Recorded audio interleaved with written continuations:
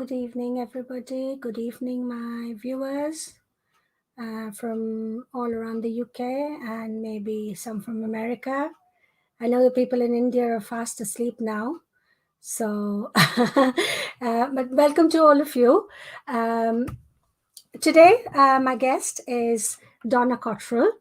As you know, she is a very experienced yoga practitioner, and she's joining us to chat about her yoga practice and her experience with yoga and how yoga has helped her improve her health and everything. So, very warm welcome to you, Donna, on on Closer with Kamalika. It's the 7th episode, and it's lovely to have you here with us. Oh, thanks very much, Kamalika. Thank you so much for inviting me. It's a pleasure to be here. Thank you. Thank you for joining us, Donna. So we'll just talk a little bit about your background. So you've told me that you've been practicing yoga for about 20 years now, and you've been teaching for 3 years. And you trained with the British Wheel of Yoga, and you've taught classes in your local community as well as for Oldham College, ESOL students, and students at the Salford University. And you practice Hatha Yoga and Pranayama. Is that right? Yeah, that's correct. Yeah. Okay. Would you like to tell our viewers a little bit about maybe the difference between the two? Yeah, sure. Yeah. So Hatha Yoga then is really just it actually in Sanskrit it means force or something like force. So it's about the physical aspect of yoga. It's the third limb of Patanjali's 8 limbs of yoga. So it's the physical aspect. It's the asana. It's the posture. So that's what I teach really. But obviously yoga is much bigger than that. And so I like to incorporate breathing practices traditionally called pranayama. Yeah. Yeah. Okay. Yeah, we tend to learn a bit of yoga and pranayama when we were in India, when we were in school. They used to teach us a bit, so I know only a little bit. But Yeah. it will be lovely to learn a bit more from you. Yeah. Yeah, sure. Yeah. So, Donna, let me ask you, what inspired you to learn yoga? Yeah, well, my undergraduate degree was in philosophy, and I just got a bit fed up actually with Western philosophy, and I've always felt that there was something missing. So I've always been looking for the truth and finding out answers and deeper meanings to things. And I found that Western philosophy went round in circles. You know, there was always an argument, there was always a counter argument, there was always a refutation. So that led me to be interested in Buddhism. And so I used to go to the Buddhist Centre in Manchester in the Northern Quarter, and they had a yoga class there, and I started going to yoga then. So I was sort of in my mid-20s when I started going, and I loved it. Yeah, I just got hooked from then. You know, I was quite young when I started. You know, I was into going out dancing, drinking. But I always found that if I did a yoga class on a Friday night, I felt much calmer and much less likely to drink too much alcohol. So I thought that was a good thing. Yeah. But you understood that at a very young age. Oh, yeah. Yeah. Didn't necessarily always practice it though, unfortunately. But that's when I first got interested in yoga. Yeah. Okay. Yeah. So on to the second question. So you talked about a couple of benefits of doing yoga. Would you like to tell our viewers a little bit more about what are the different benefits of? Yeah, sure. Yeah, I mean, it's very good for strengthening the body, strengthening the muscles and the core. So like the center of the body, in the torso, behind the navel. It's really good for lengthening the muscles as well, especially if we hold the poses and maybe do yin yoga where we hold the poses for a bit longer, maybe up to 3 minutes. it also is really good for developing balance as well, because some of the poses that we take on have a drishti, it's the gaze, and so that helps you to focus and hold the pose. So if it's a balancing pose, so often students who don't have great balance will develop better balance, which is a good thing. I mean, it's fantastic really for bringing the body into a state of homeostasis. So it moves beyond the fight, flight, freeze response into a much calmer state, which is much more natural and healthy state. So that obviously reduces blood pressure, improves the heart function. And just generally has a very calming effect, I think, on the mind, as well as the body. So because I mean, originally it's quite interesting, really. I mean, maybe we'll talk about that later in the myths. But actually, yoga is only mentioned once in Patanjali's Yoga Sutras. So yoga as a physical practice, and it's actually used as a way of calming the mind, ready for meditation. So that's quite an interesting aspect. So there's a lot of benefits. There's many different benefits, physical and mental, and emotional. Right. And thank you so much for that. Would you be able to tell me a bit about balance, because that's something that I don't know anything about? I mean, balance is it's got a lot to do with the ear, and it's located in the ear section. I mean, I don't know a lot about the medical side of it, but I think because a lot of the poses require balance, it just develops your balance. So a lot of the poses you might be standing on one leg, like in tree pose, Vrikshasana, for instance. And if you take the gaze about a meter ahead and fix it on the ground, on something fixed that isn't moving, then that helps to ground you. And you can use different parts of your body. So your feet being in contact with the ground is very important, that you have a sense of awareness of that in yoga. So a lot of the teaching points will focus on, where your big toe is and where the outer edge of your foot is, in order to make the most of your body in contact with the ground, actually. So it's about connecting the whole body with the ground through, certain points of the feet, and with the drishti, with the gaze, which helps you to keep your balance. Okay. So is it what is called like grounding? I guess to an extent. To an extent. It could be. I mean, it is very grounding yoga. Definitely. It gives you that sense of connection with the planet, with the earth, with your yoga mat, and with everything else around. So yes, of course. Thank you. Okay. So let's talk about some yoga mythbusters. So sorry. No, go on. So what I was referring to before was, I think yoga was brought over to the West as primarily a physical practice, but that's actually, as I said, it's not a physical practice primarily. It's a meditational practice. So in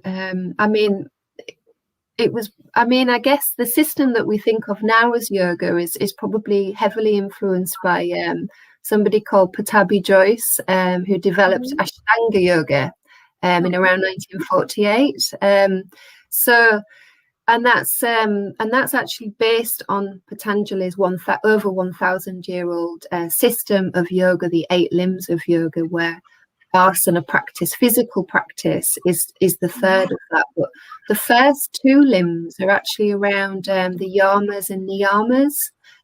So the yamas are about social ethics, how we interact with our community and with people around us and our environment and the planet.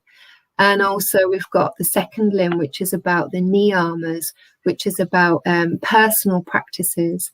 So going back to the first limb around the social ethics side, it's about developing ahimsa, which is about non-violence, non-killing, kindness. Satya, which is about truthfulness, asteya, which is about non-stealing. So it's very similar to lots of other religious ethics, really, that side of it. And they're very familiar to Christianity, to Islam, to Hinduism. So yeah, that's quite important, really, that. So and then we've got the niyamas about the personal practices. So that's centers around socha, which is purity and cleanliness, santosha, which is about contentment, tapas, which is about discipline, and other things as well. So there's this very deep ethical sense of connection to ourselves and to others and how we interact. And those are the first two limbs, actually, before you even get to the third limb. And there's 8 limbs in total. So the limbs after the asana practice is actually about developing concentration, and then letting that concentration go. So you reside in a state of samadhi, which is supposed to be pure bliss, or a connection with the divine, God, or your higher sense of self, or something like that. So it's a huge area, yoga. It's massive, and it's certainly not what we interpret it to be in the West. I don't think it's much bigger. It's much deeper than that. And actually, the asana practice, there's not much evidence to suggest that it's been going on for thousands of years. It's actually just to allow you to sit comfortably in your meditational practice.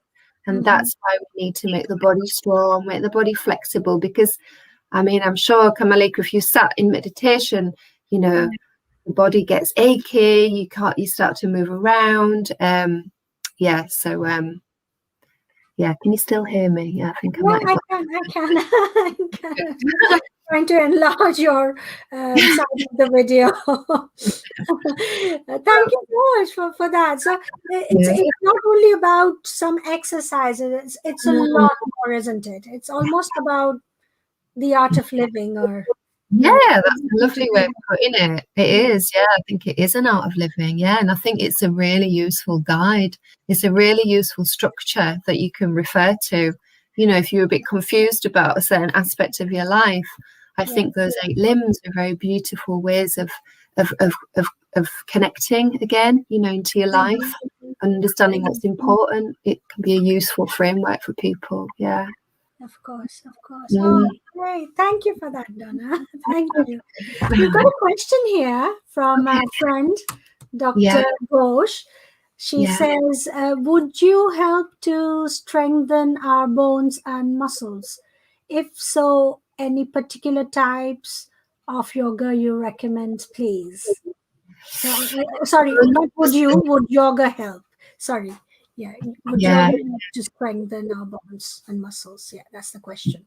Yeah, definitely. Yeah, it definitely does that. Yeah. So the physical practice definitely helps with strengthening bones and muscles. And I mean, I think it's not about like the pretzel, getting into a pretzel pose, these bendy, stretchy thing. I don't think, for me anyway, yoga isn't about that. I know it is about that for many people, but you can still be strong without looking like a waif, like, piece of bamboo. It's strength develops. Anyone can practice yoga, any shape or size, I think, and it can still develop your strength.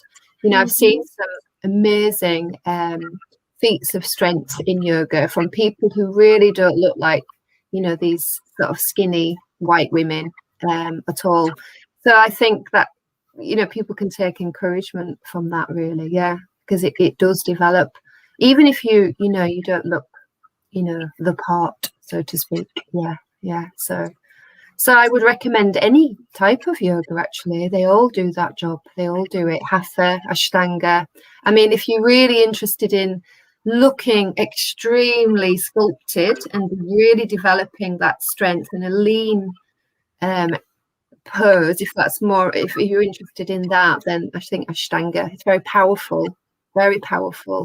It's not for me, actually. I like a little bit of Ashtanga, but not a lot.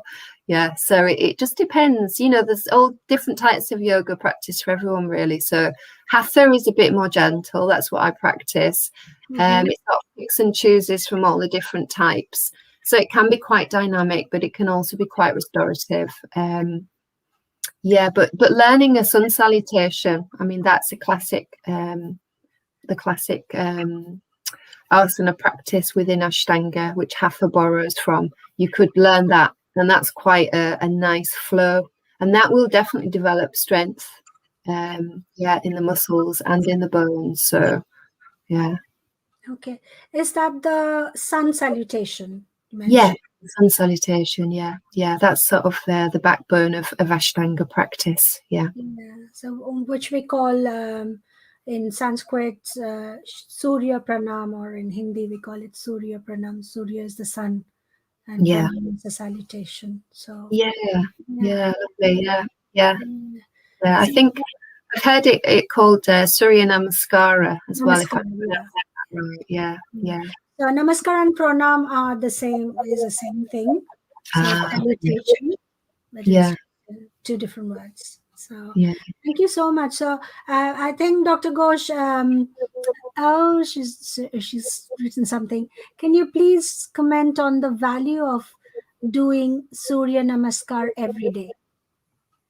So, I don't do it every day because I don't practice Ashtanga, but Ashtanga yogis do practice that every day. I think it's great for discipline, because and it's really good for learning a routine. So if you struggle with routine, if you struggle with discipline, that will help you to develop, you know, something that you can remember and follow. So it'd be useful to print out the sequence, you know, learn it, and then you can just, it's a go-to practice, you know. So when I was first learning yoga, that's what I learned. I mean, I don't do that every day, but I started out by doing it, and it just gives you a really good foundation in a lot of the different moves that are used in hatha. So hatha would break them down, you know, and you'd look at the poses on their own, perhaps, but in Ashtanga, you'll just flow through the sequence. It can be, you know, you can do it as many times as you want. So traditionally 6 or 12 whole cycles. Plus, they can get more complicated by adding in, as you get more proficient and stronger, more difficult poses. So it can be a simple practice, or you can gradually build it up. So it will definitely help with discipline, with learning the basics, yoga poses, and then as you progress, you can throw in some more of the more difficult poses. So it can be a progressive practice. Yeah, and it's a good foundational practice, yeah, to start with. mm-hmm. Okay, I'm just trying to show if I can my screen. I've got, I don't know if you can see, but these are the different postures of Surya Namaskar. Can't So see them yet, but I don't know if the viewers can see because I'm sharing my screen, and this is the first time I'm doing it. So, okay, yeah, I know. I'll have to choose it and show. I think it's showing up now. yep. Is it? Yeah. So this is what I could find from Google, but I'm sure Mm, if they wanted to learn, they would be able to learn it from a yoga instructor, yep. and I'm sure it increases flexibility, as I can see. Pictures. Yeah, yeah. Not for me, though. Not for me. It's not for everyone. Yeah. Dr. Ghosh is saying, "Thank you, Donna. That was very useful." Oh, that's great. Yeah.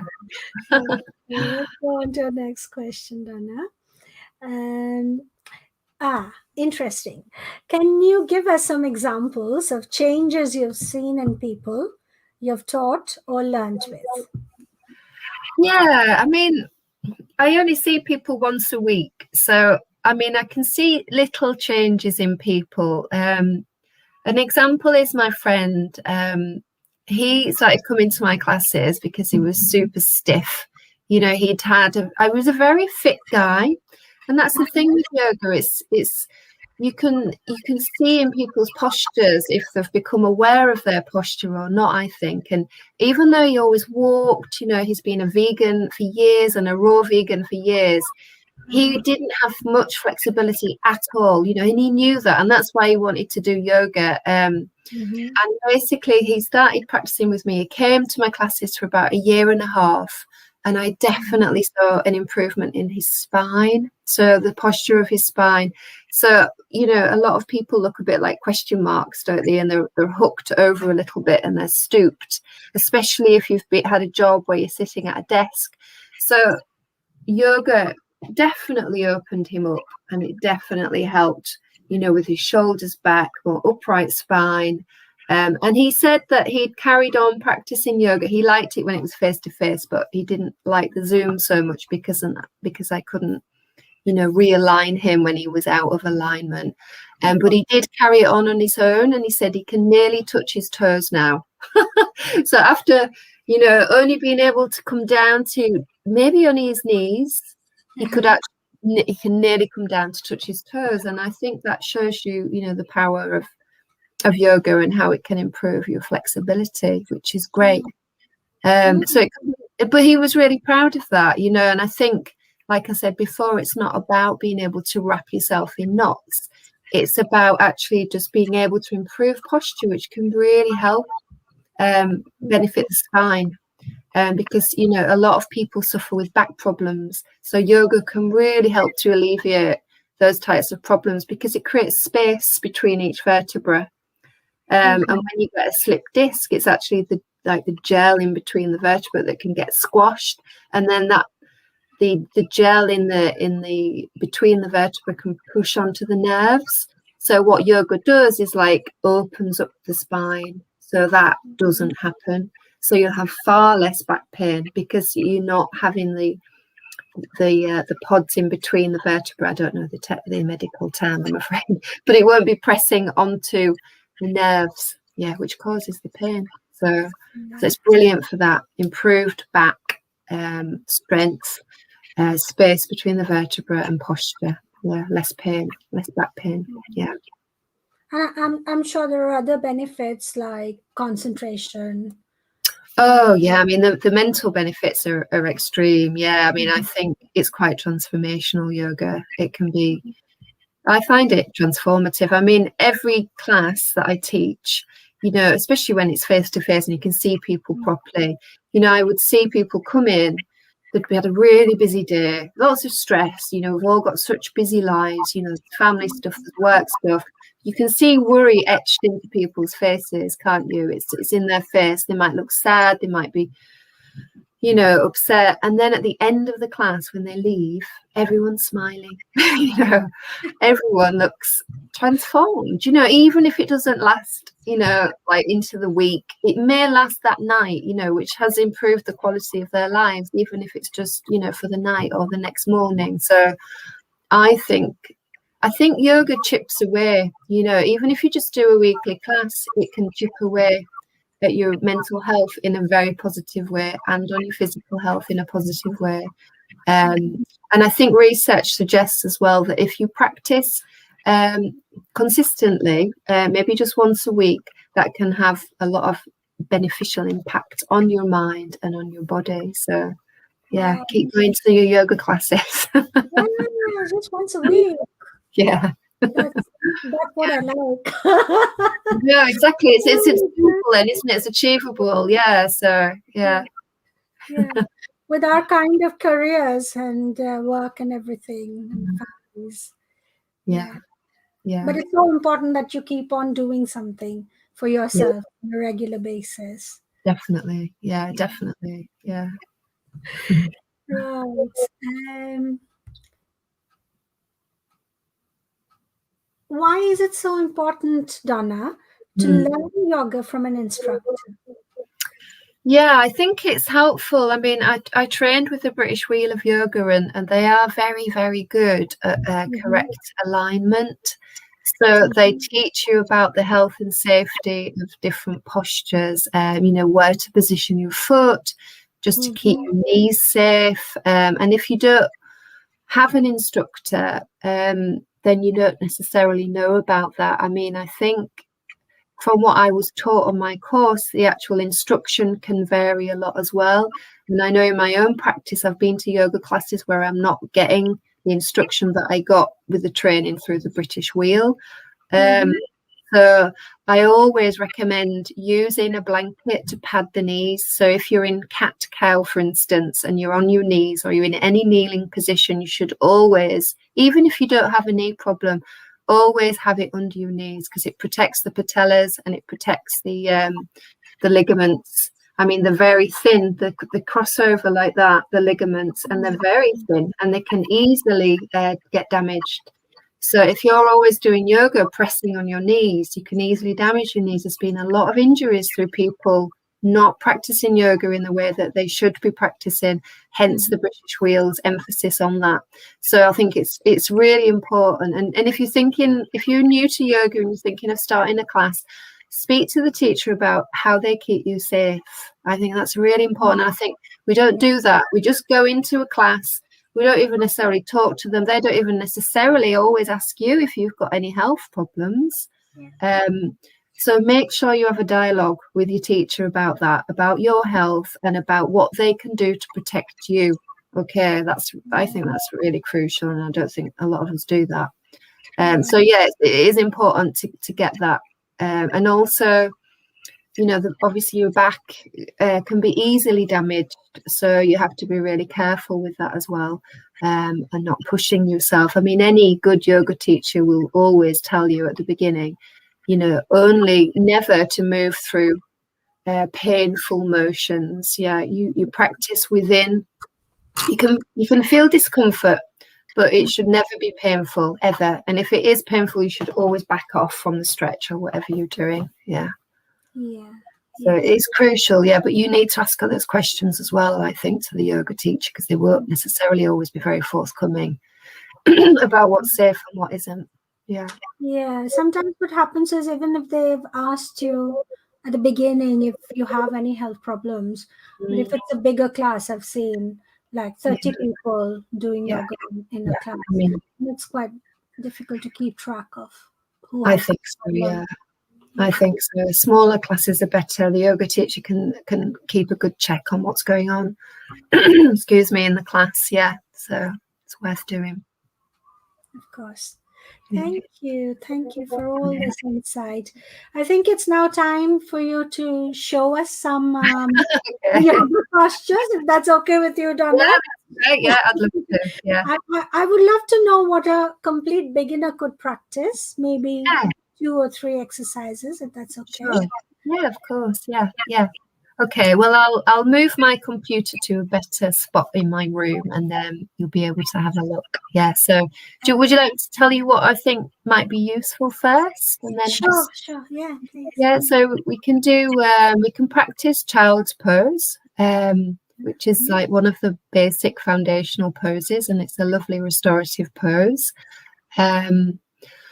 We can also practice cat-cow, which is a really nice basic pose as well, which helps to open the spine, to lengthen the spine, to increase the space between the vertebrae.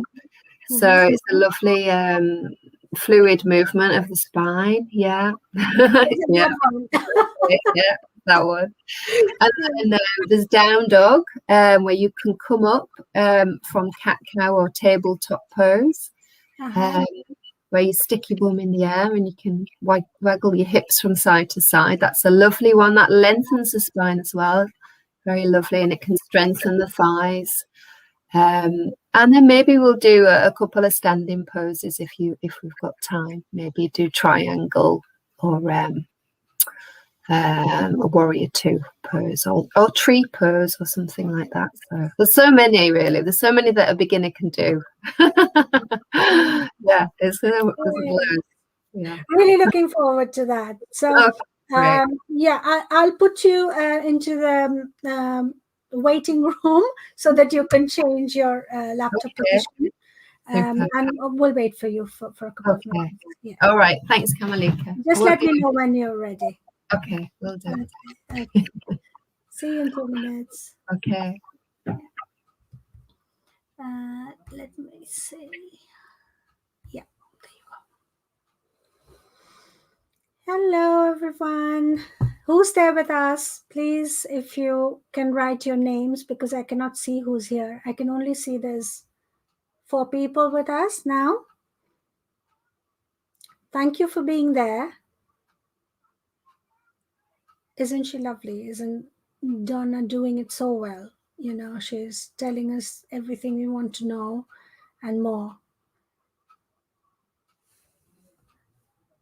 Please, could you write some comments down here, because as I say, I can't see who is there watching with us.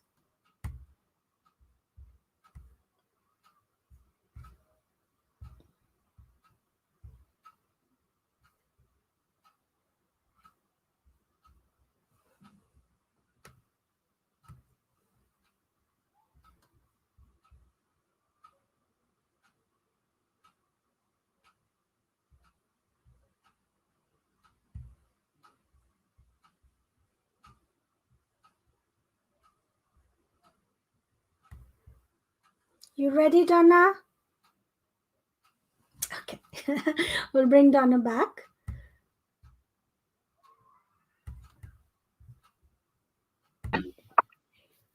There you go. Okay, fantastic. Yeah, great.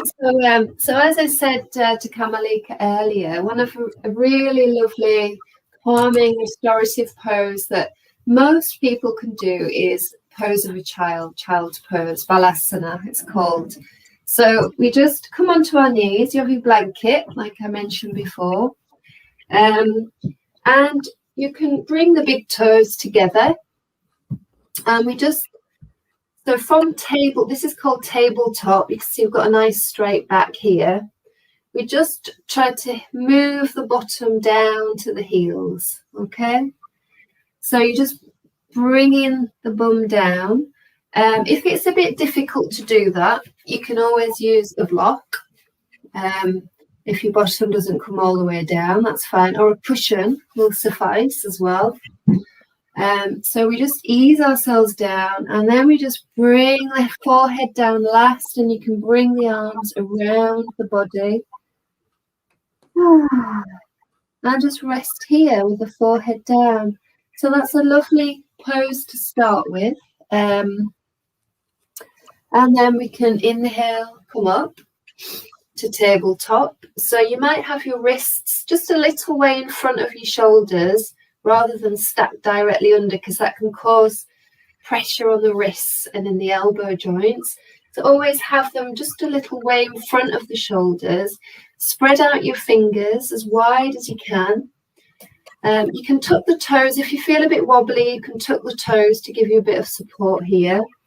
So we'll come into cat-cow. So we'll move from the tailbone, the coccyx, and we come into inhale, so I'm lifting up the spine and lifting up the head, and then exhale again, moving from the tailbone, drawing the navel back, breathing out, sucking in your tummy, and then inhale, moving again. You can bend the wrists a little bit as well, so there's not too much pressure.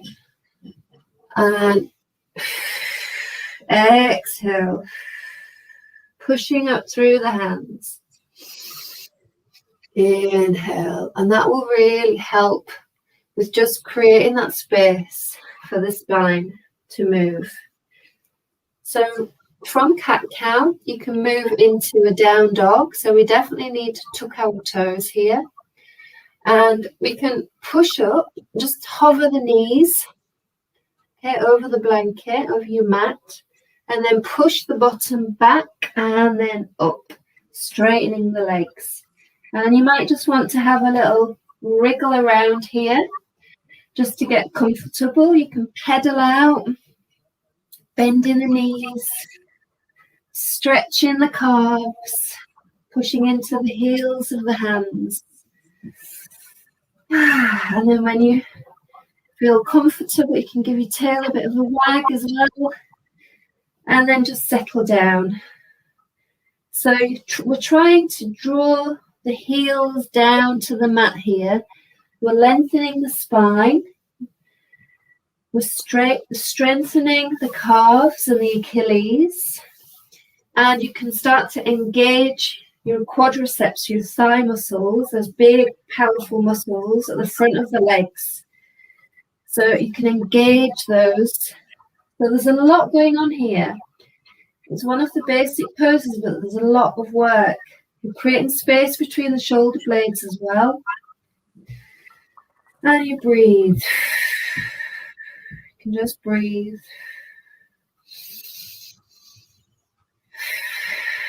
Always breathe in yoga poses.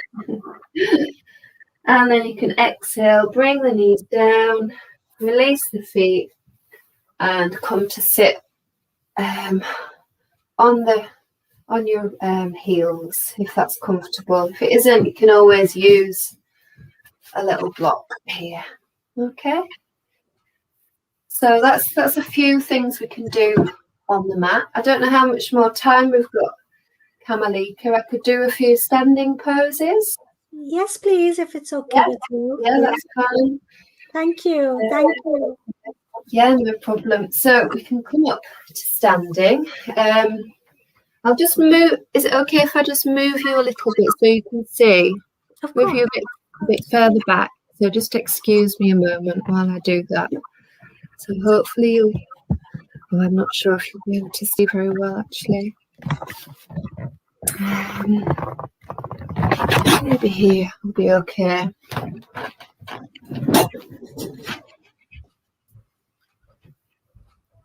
Yeah, you can see right here. Yeah.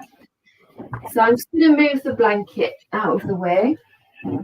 So one of the very popular poses is triangle or trikonasana. So we start with feet just a little bit narrower maybe than hip distance apart.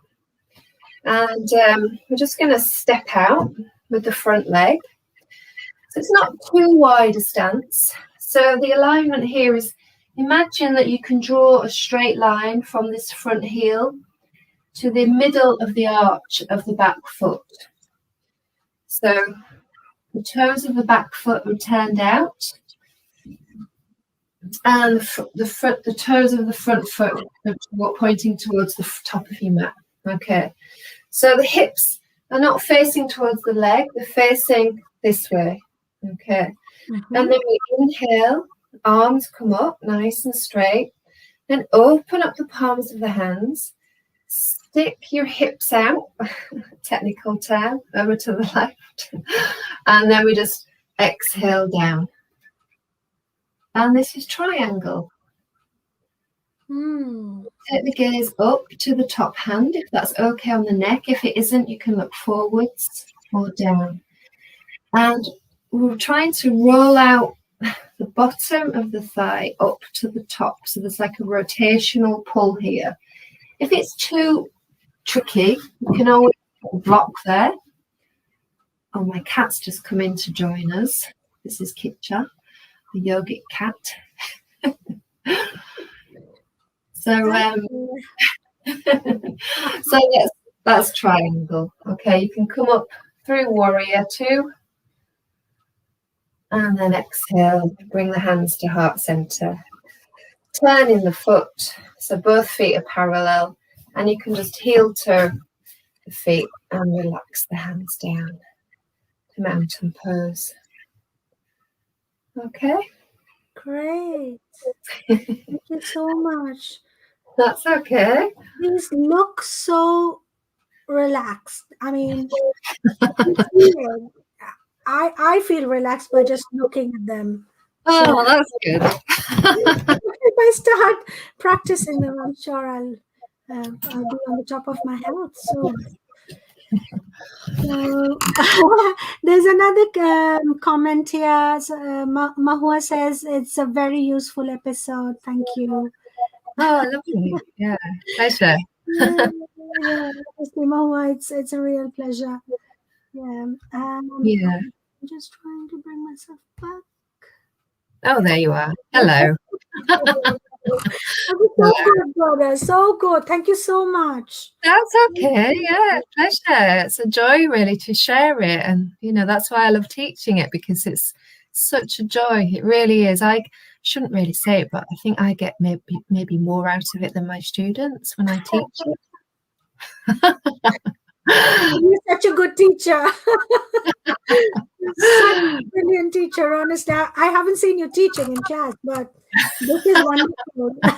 Oh, good. Thank This is you. so good, so good. One last question, Donna. Yeah. What is the best thing you have learned through your practice? Wow, I've learned a lot of things, but maybe the best thing, I think I referred to it earlier actually, is the transformational aspect to yoga that it has on the mind. I think because you're connecting with your breath, that is really probably the most important thing for me in yoga, is the connection of breath and body. And I mean, yoga means union, doesn't it? Union, perhaps with the body and the breath, maybe with the body and a higher self, or a divine aspect of yourself, or with God, whatever phraseology you wish to use. For me, it brings me away from here, the prefrontal cortex, the brain, and just back into my body. And that is such a joy. I think, our sort of very intellectual or busy lives, there's so much chatter going on. And I think yoga it just allows that to fall away. And you just come back to yourself, back to your body, back to maybe more an animalistic side of yourself, without all the chasing of things. So that's what I've learned. I think it connects me to myself, and therefore to other people and to the world, far better than anything else I've tried. So I highly recommend it. We've had a question here asking, how can we access Donna's classes? Yay! That's good. Yeah, I've got a website. Yeah, so you can check out my website. It's called beautifulbreathyoga.com. Wow. Beautifulbreathyoga.com. Yeah, so you can check out the website there. There's pranayama classes. There's also a yoga class that I do on a Thursday night. Pranayama's Wednesday. Can't remember if it's morning now or evening, but anyway, have a look and you'll get the details there. The one on Thursday, do you know what time you start? Do you remember? Yeah, it's 7 o'clock, 7 p.m. 7 o'clock. Oh, if you want to do yoga, 7 o'clock class. Yeah, unfortunately, it's just on Zoom at the moment. But yeah. So I mean, it might be, in a way, it's better if I've seen you face to face practice. But yeah, I guess we can have a chat about any health issues or correct alignment and things like that, especially if you're new to yoga. Yeah.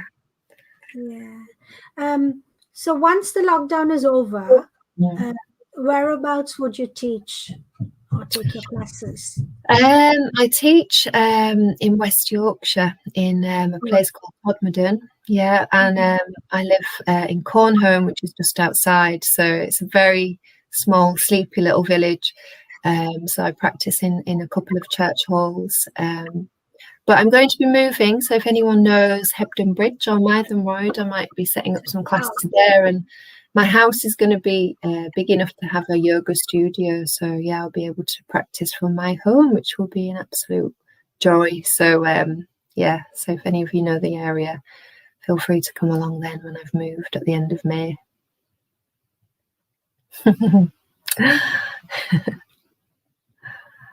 I just muted myself, but yeah, seems wonderful.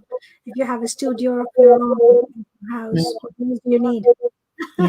Yeah, that'd be great. Yeah, it'd be really lovely to do that. Yeah, when it's safe to do so, obviously. Yeah. Well, thank you so much, so much, Donna. I'm sure all my viewers would agree and want to thank you as well. And it's been a wonderful hour with you, Oh, almost an hour now, you. 45 Yeah. minutes on, just like that. Yeah, it's gone by quickly, hasn't it? Yeah. Thank you for taking the time out of your busy schedule. I know you've just completed a 5K run this morning, and you are involved in so many other things, Yeah. including coaching.